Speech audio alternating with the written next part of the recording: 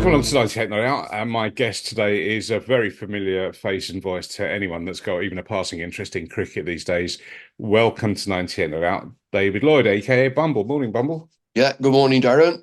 All good in the north? Well, it's just drying up a little bit, and we're into this first week or so of May, and there's been that much county cricket. If anybody's gone to watch it, they need certifying.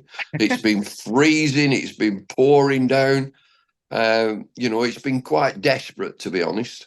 Yeah, I don't think it's any coincidence that in pretty much every club shop these days, they do sell a range of bobble hats, scarves, gloves, and the extra thick fleeces for the hardy, die-hard fans to be wearing while they watch the game.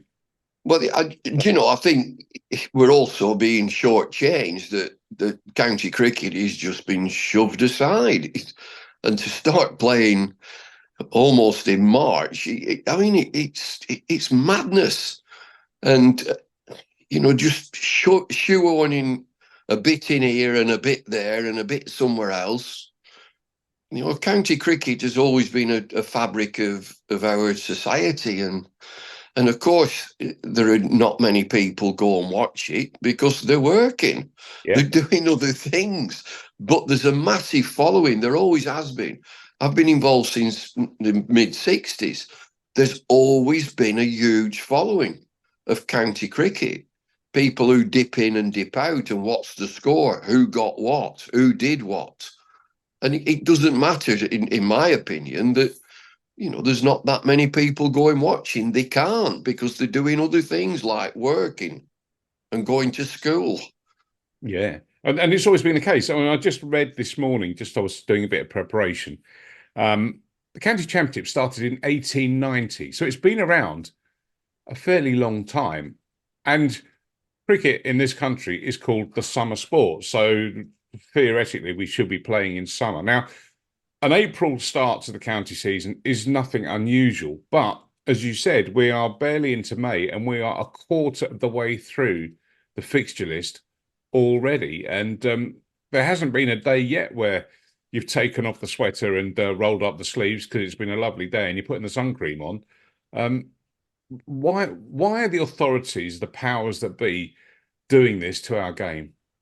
Well, the bottom line is money, and I don't have a problem with that. So, when I say that, I would say, okay, well, we need money to survive, and the more money that comes into the game, the more distribution there would be, and that distribution should eventually end up at grassroots cricket to promote the game at the amateur level, at the club level.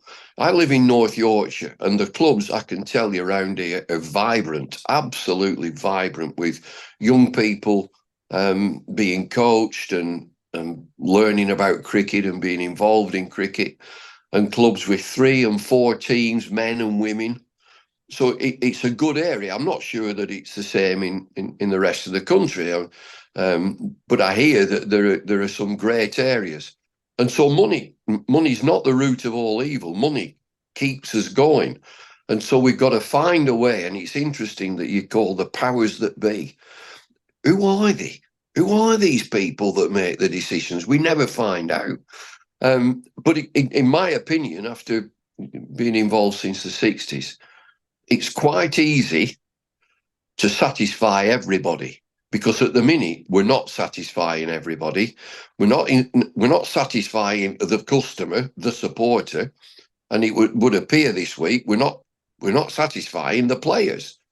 So bang some heads together, and I'll put my head above the parapet. Talk to me. I've done everything. I've umpired in it, played in it, coached in it, commentated on it. I've got an idea of what it should be to appease everybody. Do you want to expand on that a little bit? What do you think needs to be done? Well, county championship cricket, county cricket has to be played in summer. That's non-negotiable. It has to be played in summer. And so the solution, because at the back end, the new competition is entertaining. It's very, very entertaining, and there's a lot of people watching it. and there's some big bucks from the broadcasters gone into it. So let's not get too hysterical about that, and it's here to stay. It's called the 100. We could be a bit mischievous and say it's the 16.4 overs competition. So push that aside for a minute. It's here to stay. So what would I do? This is just my opinion. The 50 over competition will be a straight knockout to involve minor counties, and it'll be the pipe opener to the season starting at the back end of April. The back end of April. And it'll be a straight knockout like it used to be for the Gillette Cup. Yeah. And you get, I've played in it, of course, in it. You get drawn against a minor county and you shit yourself because you don't know what you're going to play on. You don't know who you're playing against. And it's a banana skin and it's great fun. And that culminates in a grand final at Lord's as it used to. And so it just, they're knocked out, and it's over in a flash. It's the pipe opener. And then you've got the county championship. It would be randomly picked into 3 divisions of 6 teams in each division. You play each other twice. That's 10 matches. So the top teams in each division, plus the best loser, would play semi-final. And then there would be a grand final. All well and good, sounds okay. Now, here's the trick to this. Here's the massive sting. Get a broadcaster, and it might be Google, Amazon, online, stream, internet, call it what you will. And the winner gets £5 million. Ooh. That would occupy the mind, and it would get the best players playing in summer. And so I'm chipping away at the number of games. So why am I doing that? I want the championship to be played in summer to be unbelievably meaningful with a £5 million payout for the winner. That'll occupy them. And that would give the supporter quality, massive quality. And it would appease the players as well. The T20 Blast, it is one of the best competitions going alongside the IPL. It is well established since 2003. Don't touch it. Don't touch it. It's absolutely fine. Culminating in a finals day at Edgbaston as it used to be. I'm sure it's still the same. It's a great day. I've worked on it, and it is a fabulous day. And so we come to the 100. And the 100 is your celebration of the season. It's a celebration of all that's gone on. And you play that in September. September's a super month to play. It is wonderful. September's gorgeous. That's the time to play your 100. And so there's some nitty-gritty to sort out in that. But I believe, it's just my opinion, that would appease everybody, because that 10-match championship with a semi-final and a final, so some teams will be playing 12, and you could throw in that you also play, each county team plays their nearest rival, a derby, every year. Once at your place, next year. So, for instance, Lancashire play Yorkshire, once over there, once in Lancashire, year in, year out, for a grand trophy with a big sponsor to make it meaningful, a one-off game. The Red Rose, the War of the Roses, a one-off. Mm. And you could do that. Middlesex would play Surrey, a one-off. And that, you can play it or you don't need to play it. To get you up to 13 or 14 matches. Bottom line for me is quality. I want to see quality, not quantity. There we go. Perfect. That sounds brilliant. What would you, if you did all that, and I think it's a great, what I like about that is that, you hear so much aggression towards the 100 and what it's doing, and they're laying everything at the door of the 100. But as you say, it's here to stay.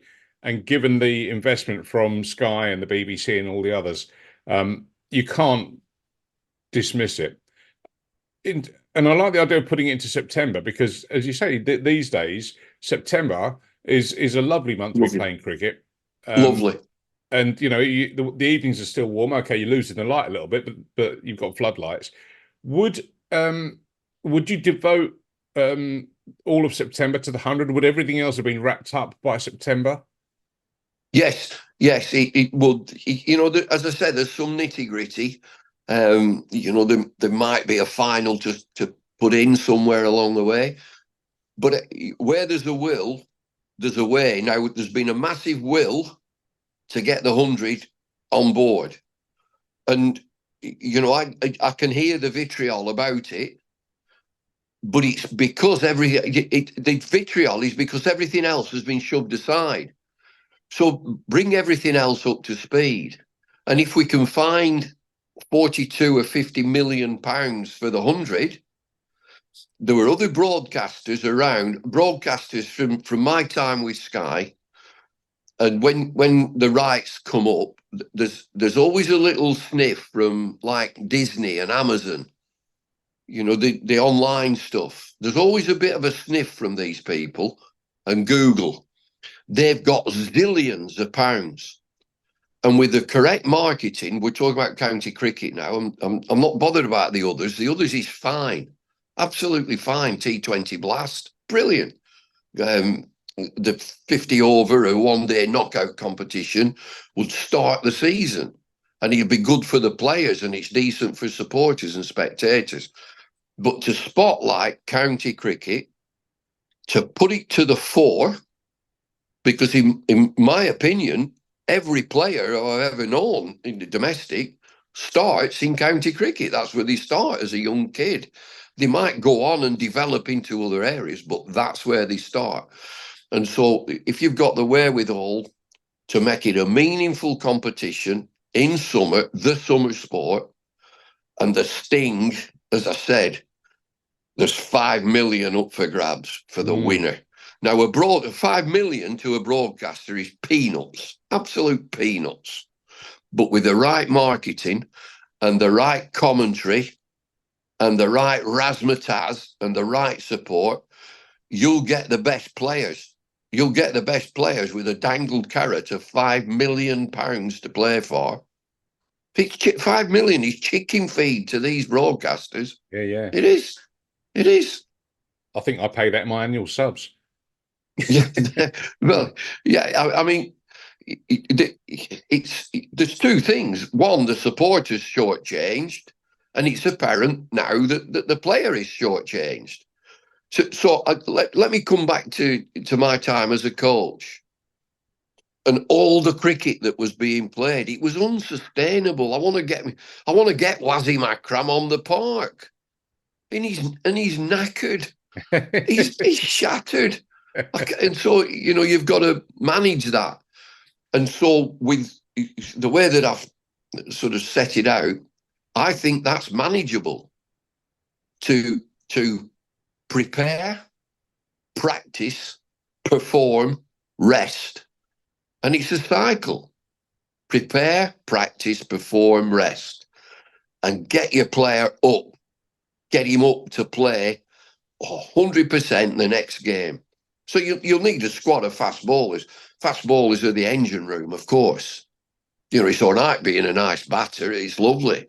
You can take your comb out and do your hair if you like. But the engine room are fast bowlers, and they will get injured. Yeah, that's right. The other thing that I'd like to highlight to people that sort of put down the county game as boring, whatever else, but it still attracts the best world names, the best world talent that you could imagine. That Lancashire, Nathan Lyon was there the other day putting his arm over. We've got Dean Elgar down at Essex. Surrey have got all kinds of superstars down there. And when you hear them, when they sign these contracts and you hear how they talk about the county championship, the whole world over is so envious of what we've got. And sometimes I think we just don't know what we're sitting on. You're absolutely right. It is a super competition and always has been. And it's a breeding ground for talent. It's a breeding ground for talent, and you get some stardust. Pajara down at Sussex Yeah. Pajara coming in at number 4. I wish I lived down Brighton way and I could just be a member and turn up and sit in one of them deck chairs in the sunshine and watch this geezer back.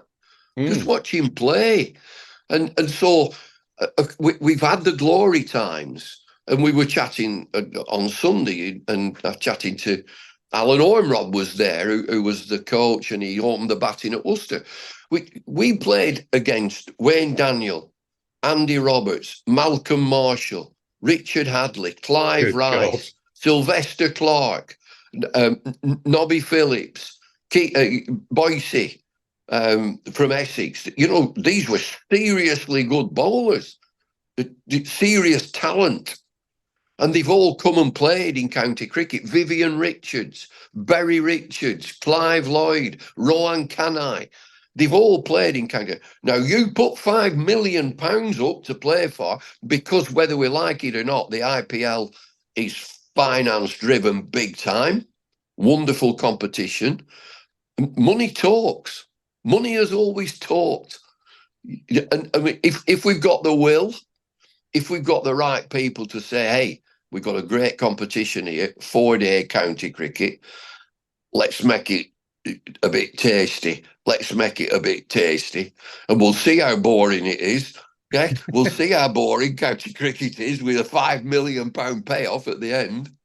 Well, that's it. And sport, whatever sport, is at its best when there's a proper competition going on, and that Yeah, revs the players up. It revs the audience up. If you're in the, how many you got times you it. hear You people say, got it. "I was there, I was there," and even if you're just at home watching it and spilling your cup of tea and dropping your sandwiches on the floor, Mhm. that is what makes it. And if you make it that attractive, if you raise that level of competition, build it, and they will come.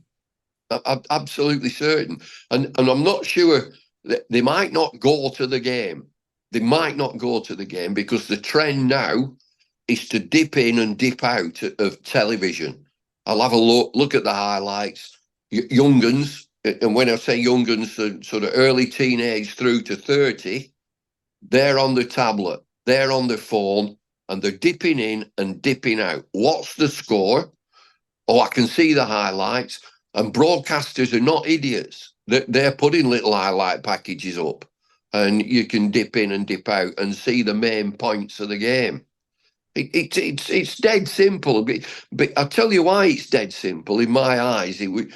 Because I've done it. Yeah. I've been a player. I've been a coach. I've umpired, and I've been in television and radio for years, years and years and years. I know what works. I know what works. I know what the figures are. And money talks.